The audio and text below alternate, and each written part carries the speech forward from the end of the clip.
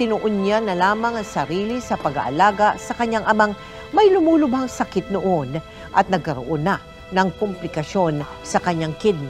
Papa, pinabili mo daw para sa papa mo. Pakilagay na lang sa kwarto ni Papa. May laman.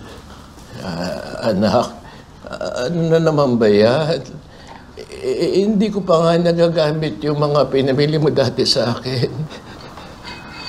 Pa, mga jacket yan kasi nilalamig ka, di ba? Para hindi ka nalamigin. Ang mama mo, tiyak, nilalamig yun, lalo na sa gabi. Kailangan mo ubusin to, ha? Para paggaling mo, alis tayo. Biyahe tayo sa Amerika, sa Japan, kahit sa mo gusto.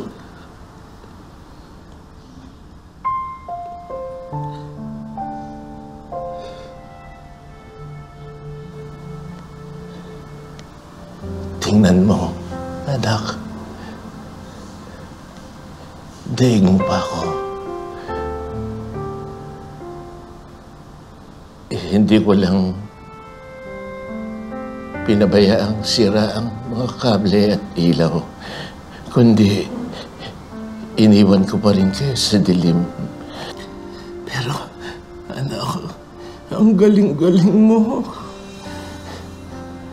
Ang liwanag ng bahay mo. Pero,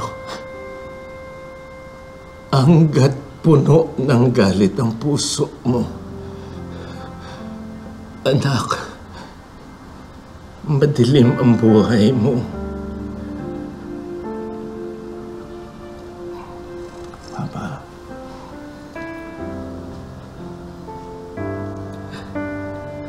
Anak, hindi ako karapat-dapat para sa liwanag na to. Para sa lahat ng mga to. Napakalaki ng kasalanan ko sa inyo.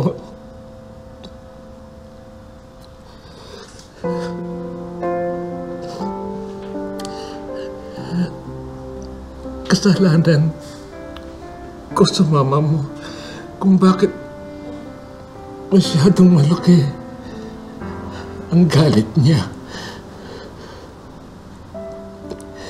Dahil kinakailangan ng mama niyo na maging ina at ama para sa inyo.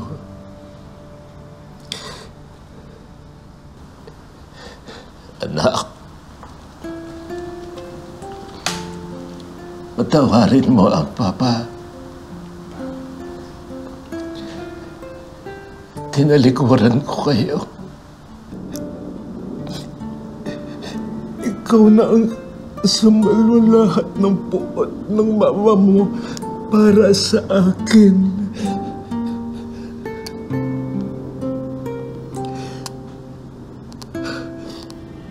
Anak, hanggang ngayon,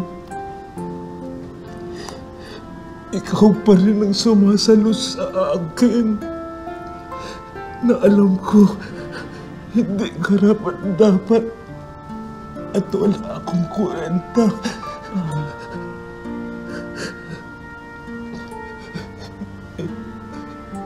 Hindi bali, anak. Huwag kang mag-alala. Malapit na ako.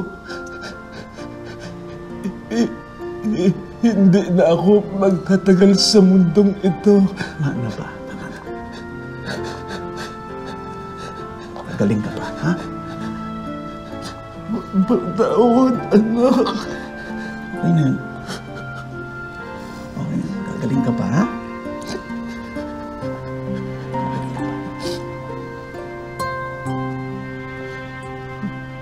Gagaling ka pa, ha?